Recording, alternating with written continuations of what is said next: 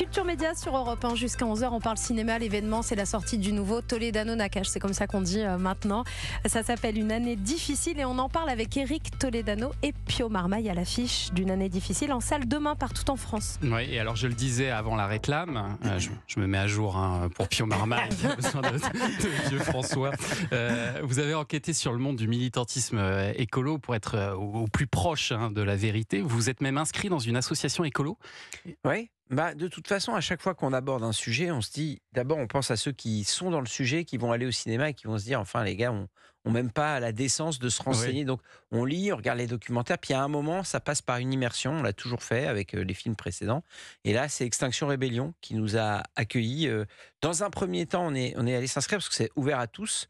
Puis après, on s'est déclaré là pour d'autres raisons que du militantisme pur. Vous leur avez expliqué que c'était pour un film. On a expliqué que c'était pour un film. On a rencontré beaucoup de. Il n'y a pas de dirigeants, c'est horizontal. Il n'y a pas de. Il y a pas de hiérarchie. Donc on a rencontré ceux qui étaient les formateurs, etc. Et ils nous ont dit venez avec nous dans les actions. On a fait ça pendant un certain temps. Puis après nous, on leur a dit venez avec nous dans le film.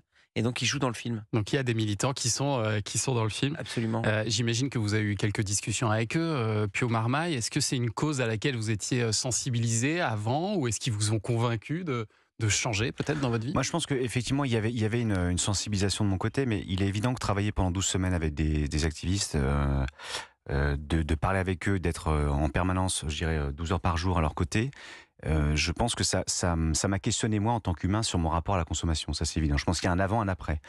C'est pas quelque chose qui est passé par le message ou quelque chose de violent. Au contraire, je pense que c'est passé par le débat. Et je pense que c'est aussi l'idée du film. Le film en lui-même, il est là pour ça aussi. Il est là pour générer du débat. Simplement, on rit, on se marre, et en même temps à l'intérieur, si on peut en profiter pour parler un petit peu de notre rapport aussi ensemble, collectivement, de leur rapport à la consommation. Je pense que c'est un plus, enfin c'est un peu l'idée, quoi. Est-ce que ça vous a fait changer votre regard sur eux aussi, sur ces militants Je pense que j'avais un regard, enfin je pense que c'était assez obscur, enfin je connaissais pas particulièrement parce que je pense que c'est le hasard, mais oui en tout cas j'étais très sensible en fait, surtout aussi à la présentation de leur travail, en tout cas de leurs actions. Il y a un vrai travail quasi artistique, enfin en tout cas un truc qui marque en termes d'image.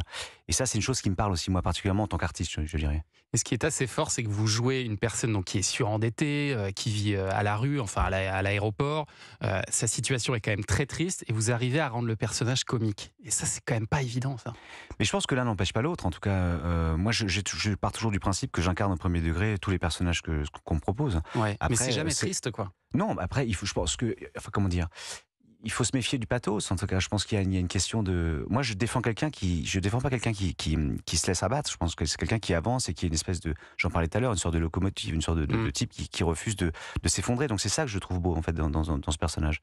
Et en même temps, il y a l'énergie que je peux aussi avoir, parce que je pense que c'est une chose qui a parlé aussi à Éric Olivier. J'ai toujours été quelqu'un de dynamique, de c'est cocasse, ça ce que vous êtes allé chercher. C'est dynamique, c'est ce qui me caractérise. C'est ce que je disais, Saperlipopette, qu'est-ce que tu es cocasse? C'est souvent ce que je lui disais le matin. Et il fait un duo formidable avec Jonathan Cohen. C'était la première fois que vous jouiez ensemble, tous les deux. Oui, c'est la première fois. J'espère que c'est pas la dernière. Vous vous connaissiez avant ou pas? On s'était croisés une fois, mais il était relativement tard, je pense. Donc on se connaissait pas totalement. Mais c'est assez rare au cinéma, Éric Toledano, de faire un duo de personnages qui se ressemblent autant. C'est-à-dire qu'ils sont endettés tous les deux, ils sont de la même génération, même rapport à l'écologie, c'est-à-dire ça les intéresse pas, une certaine bogossitude aussi dans ces deux personnages. Ça fait plaisir à Jonathan, ce que vous dites. Autant Pio est habitué à ce genre de compliments, autant Joe, si tu nous écoutes, Joe, tu es un peu beau gosse ce matin. Comment ça s'est fait ce duo? Pourquoi eux?